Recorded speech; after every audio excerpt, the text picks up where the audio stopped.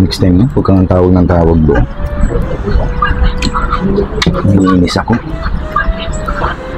Sabihin mo lang ng mga katrabaho ko, takot ako sa'yo. Isang tawag lang, sumasagot agad sa cellphone.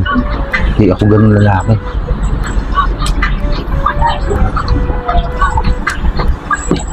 Sobra ka na.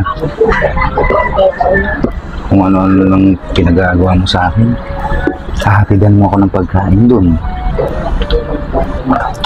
Bibigyan mo ko ng kung ano-ano. Pupunasan mo ako ng pulis. Nakakahiya, estudyante lang gumagawa nun. So, nanay ang gumagawa sa estudyante. Estudyante ba ako? Hindi ako estudyante. Lagi mo tatandaan. Okay ako doon. Walang problema sa akin doon sa trabaho. At saka isa pa. Tulad yan, pag may mga happy-happy kami, ayoko lang lagi kang andun nakasunod. Mahirap ba yun? Ayoko sumusunod ka doon para kang spy. Ano bang ibig sabihin ng spy?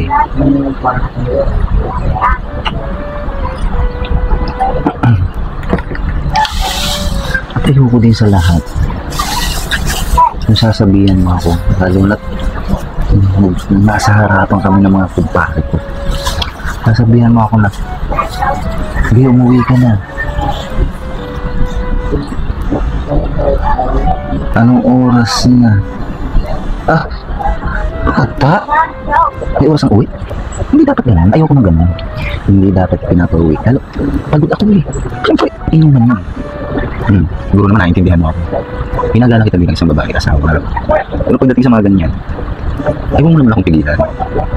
Ano lang yun, iisipin lang nila. Ako, ano, sige nang iisipin nila sa akin. Takusa. Hindi naman ako takusa eh. Hindi lagi kong pinapaalala, hindi ako takusa.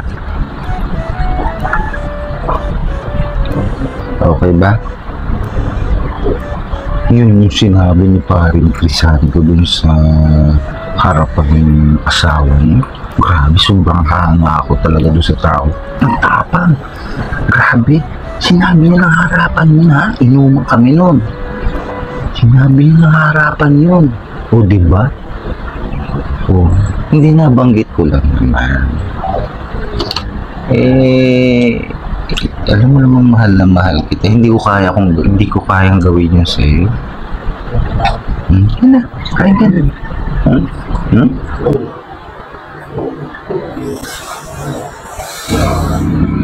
Parang may galit ka pa.